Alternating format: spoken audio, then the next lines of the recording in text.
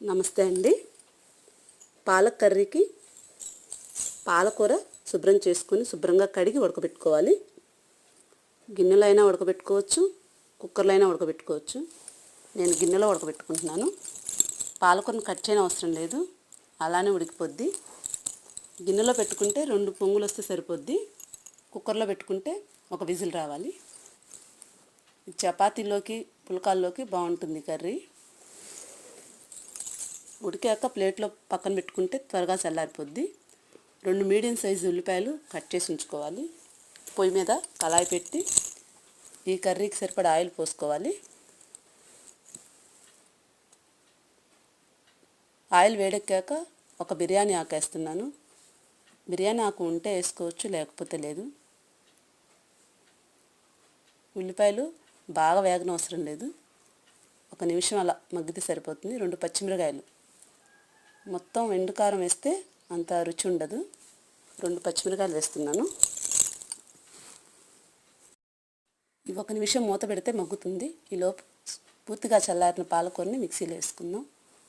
2-3 రౌండ్లు వస్తే సరిపోతుంది, మెత్తగా అవసరం లేదు. ఈ కలర్ వచ్చాక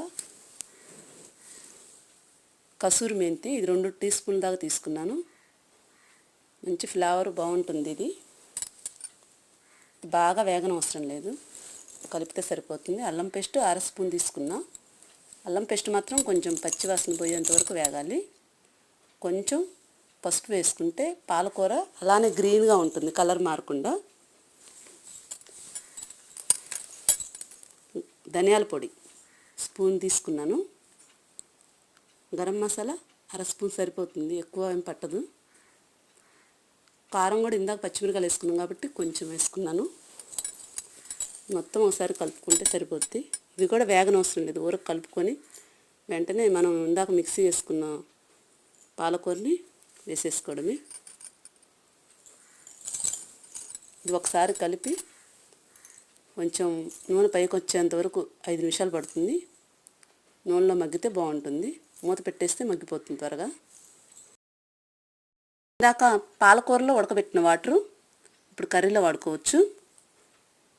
ఆ వాటర్తో కలిపి 250 ml వాటర్ దాకా పడతాయి. వాటర్ వేసాక 5 నిమిషాలు మీడియం ఫ్లేమ్లో ఉంచితే సరిపోతుంది. కొంచెం టేస్టింగ్ సాల్ట్ వేస్తున్నాను, ఉంటే వేసుకోవచ్చు, లేకపోతే లేదు. ఇది కూడా సాల్ట్ కూడా ఎక్కువ పట్టదు పాలకూరలోకి, కొంచెం వేసుకోవాలి, చూసి వేసుకోండి. కొత్తిమీర వేసుకొని దించేసుకోవడం ఇంకా.